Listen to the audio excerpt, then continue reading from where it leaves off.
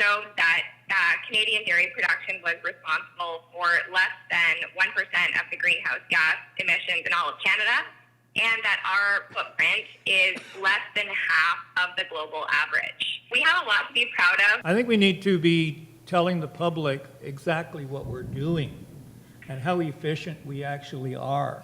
We're counting every seed that we put in the ground. We're counting every pound of fertilizer that we're putting into the soil. We are documenting on paper where we put our insecticides and herbicides. So we should be telling them more about that. We should be telling them more about what we are actually doing and not leaving it for guessing. I think we should celebrate the fact that we've been doing, as Morley said, things in the past that have been natural to us, and we're early adapters. I like to get the public to take the straw hat and the pitchfork out of our hands and identify us as ones that are willing to adapt and easily will adapt to technology. If technology is, whether it's a robot or whether it's a variable rate, whether it's anything like that, we're early adapters as long as there's a return on investment. Well, look at what we're eating today. Like, that was a fine meal today that all of us had a hand in growing.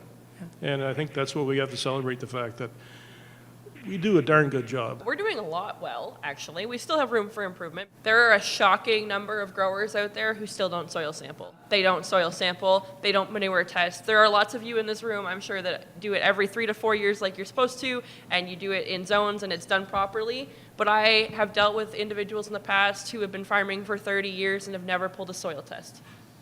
You cannot build on what you do not know. We don't have data. Nobody knows. We don't know what our GHG, our contributions, our carbon influence. So we're trying to get data now, because the government and all organizations, whether it's government, NGOs, environmentalists, welfareists, and all this stuff, they think they know what we should be doing, but to be honest, we don't have numbers. So we get told by everybody what we should be doing. I don't think we've been given credit for what we've already done.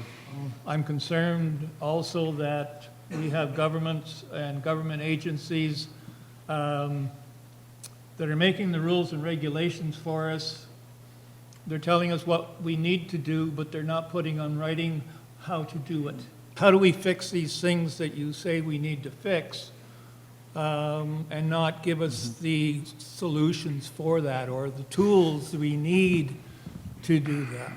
So I think potentially changing some of the language that we use can be helpful. And I used 3 words earlier: continuity, efficiency, and resiliency. And I think when we bring some of those other conversations in, we tie the economic piece and the social piece in with the environmental piece, then that can really help us to continue these conversations, because we are all interested in seeing our farms continue. We want to see our industry moving forward. We want to make sure that our people are healthy and that we have a legacy to pass on to the next generation. Farmers are extremely resilient people. And if you look at the last couple of years and the weather events that have been thrown at our farmers, I was just in Charlottetown yesterday and speaking with some of the dairy farmers that were really affected by the hurricane. And, they are just figuring out how to move forward and how to press on. And so recognizing that this is something that we've already been doing as an industry, and that it's in the way we think, and that it is going to be essential moving forward.